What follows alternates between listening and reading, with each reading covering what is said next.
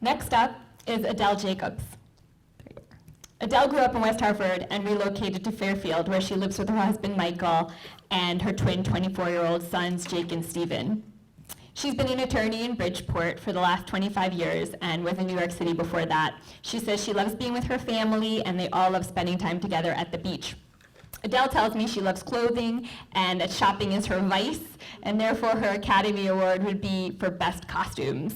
And I was thinking, that's not a bad vice. If that's your vice, you can have it. Please welcome Adele Jacobs.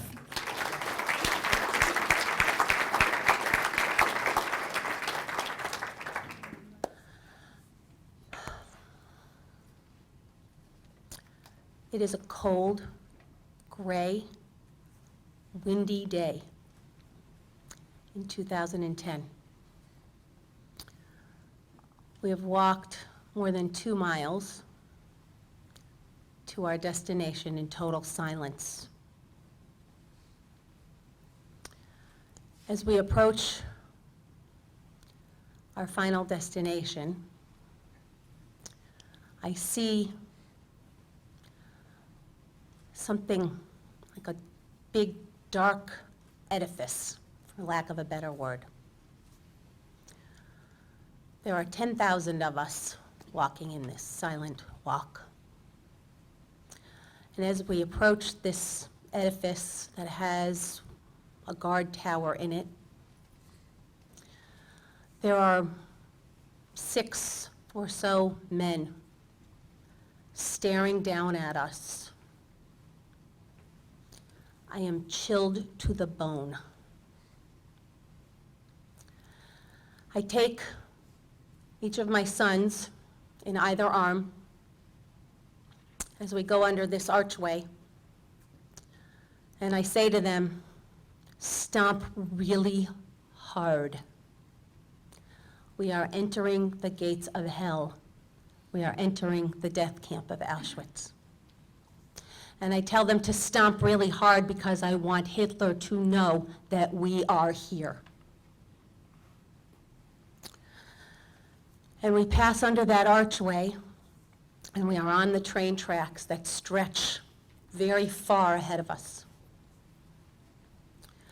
I don't really know, I cannot really tell you how I know what I know about my parents' experiences during the war. I wish I knew more. That's something for a different day. But what I do know all of a sudden becomes very real. Not in Technicolor, because there is no color in Auschwitz. And on the train tracks stretching ahead of us are hundreds of yahrzeit candles flickering in the wind, lit by people that came before us. And I stand there, and I see my father, his sister, his brother, and his parents being chased off of a cattle car by the Nazis. Guns, dogs, clubs, bright lights. And my father is separated from his parents. And the last thing his mother says to him is, watch over your brother, because he was younger and sickly.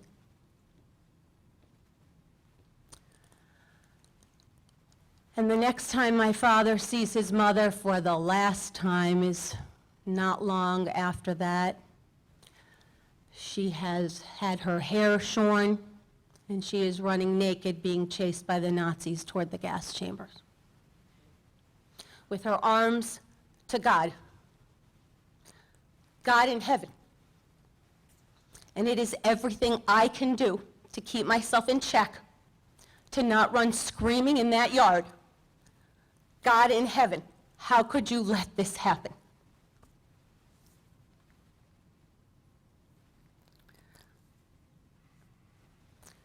And my mother's mother and father and 2 little brothers, Shloimela and Kivala, also marched to the gas chamber from that same place. and we light yahrzeit candles on that train tracks for each of them. Herschel and Idle, Shloimela and Kivala Oxenhandler, and Elimelech and Rachel Yakubovich. And we go a little further, and we come to a big barn-like looking shack, because that is how it's constructed, like a shack. The wind can blow right through it. The flimsy wood. And I think about my mother, 20 years old, being transported to this place. My beautiful mother, who had had a wonderful life in Sosnowiec, Poland, with 6 brothers and sisters, parents, aunts, uncles, cousins, athletic, loved to cook and sew and crochet and knit and do gymnastics, and was in Beitar and was learning how to fight for her beloved Israel. And my mother passes by a broken piece of glass and sees her reflection in it. And she is bald. Her beautiful, wavy, long brown hair that she loved to wash in rainwater that she caught in a bucket because it made it so soft, was gone. And she was standing there in a black and gray striped, thin dress uniform, rubbing the number that had been burned into her arm by the Nazis, in total disbelief. And we go a little further, and we go into that barrack. It's dark. There's a window at the top. It's probably more than 2 stories high. And you see the wooden boards that the prisoners had to sleep on if they slept.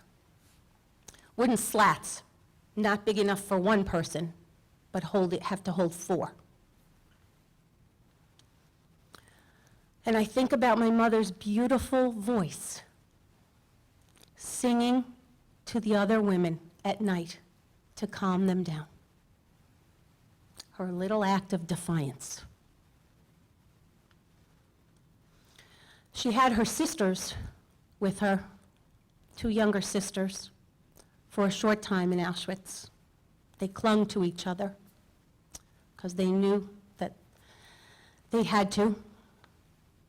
But they got very sick and weak and terrified and told her that they were going to the infirmary. That is a place from which no one ever came back. She later learned that they threw themselves on the electric fence. And so we light 3 yahrzeit candles in that place, even though there's a sign that says, you can't do that.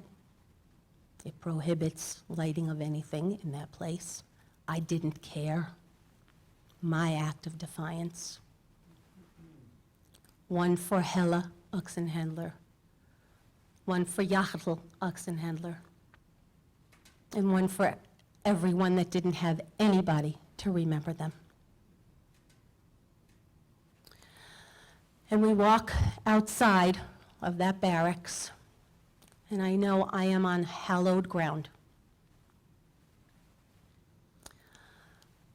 I describe Poland as a country full of monuments to dead Jews. This is where this concentration camp was. This is where the Jews were rounded up and sent to concentration camp. This is the train station where they had to go to Auschwitz. Everywhere you see monuments to dead Jews, but they're 6 million short. I have no cemetery for my grandparents or my aunts or my uncles. And the ashes still fly in that horrible place 70 plus years later. But I feel a strange peace because somehow I feel like they know that we are there, that we remember them. And it is a small measure of comfort. And I think about my father's favorite song that he sang with such vehemence every year at the Yom HaShoah events.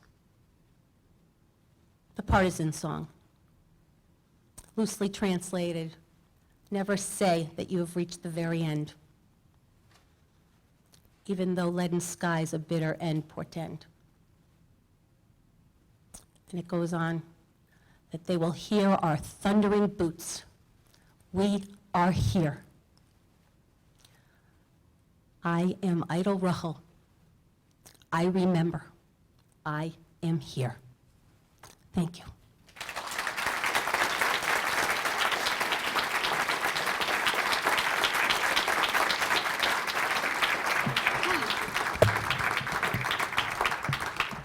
Great job, Adele.